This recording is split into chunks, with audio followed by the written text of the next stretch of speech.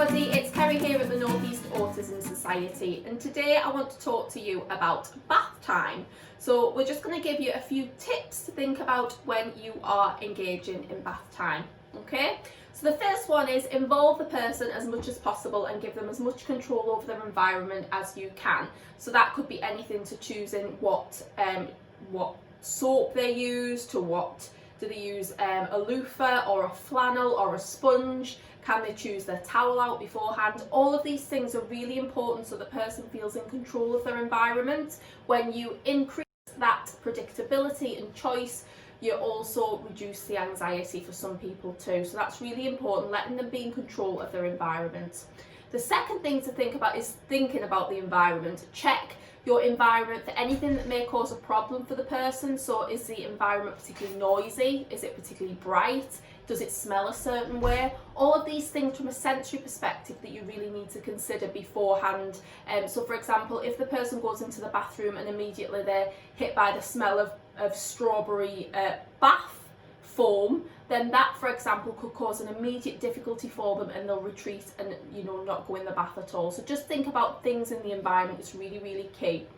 Think about triggers. So what is it within that environment that could cause a problem for that person? If you can, sit down with them and have a chat about it and ask them, what within that environment is causing them difficulty. If you're not able to do that, really observe the person's behaviour within the environment and try and look out for them, sometimes very subtle cues that are telling us that something's causing a problem for the individual.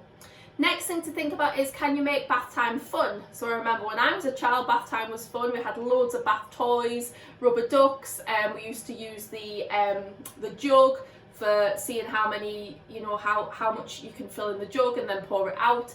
Can you include something like that into bath time? It might not be for everyone, but some people might really enjoy that. So think about how you can make it fun and think about how you can make the water inviting as well. One of our parents uses coloured bath foam, which changes the colour of the bath to a nice blue or a nice red. Now obviously use that with caution, because some people that'll actually cause more stress and anxiety than anything. So you need to use these things with caution.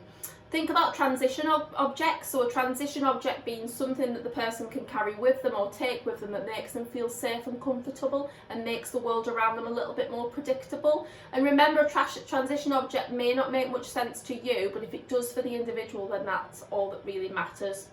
Think about how to wash. So does the person know how to wash, and are they able to follow the steps of the routine and the sequence of washing? So is it that you need to show them some visual aids for that? Can you do a step-by-step guide using a written to-do list? Is there an app that you can use that shows you how to do that as well? Are there videos online that will give you that information? Just thinking about them executive functioning differences that some autistic people have around planning and preparing and sequencing. If you can actually give them some strategies to support them, then that can only be helpful.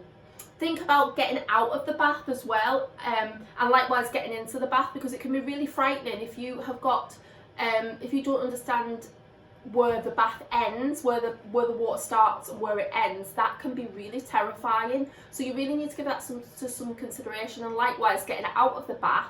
If the person has differences or difficulties in spatial awareness, they may need some support to get out of the bath, and actually getting out of it can be quite frightening if they have difficulties knowing where their body is in space.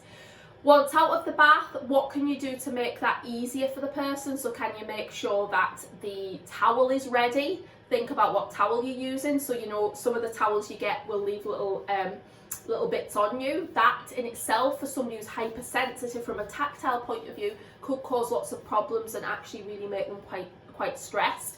And remember, with sensory differences, they're not just confusing, they're not just about making the person anxious, they're not just about being stressful, although all of those things are really, really important. Some sensory differences can actually cause physical pain, so we always need to remember this when we're planning and doing things with our children, young people and adults. Some families also use ultra absorbent towels, which apparently dry you quicker. I don't know, I have never used one myself, but again, that's something you could try if you're just trying to make that transition a little bit easier. So we hope this helps, and we'll see you all soon. Thanks, bye.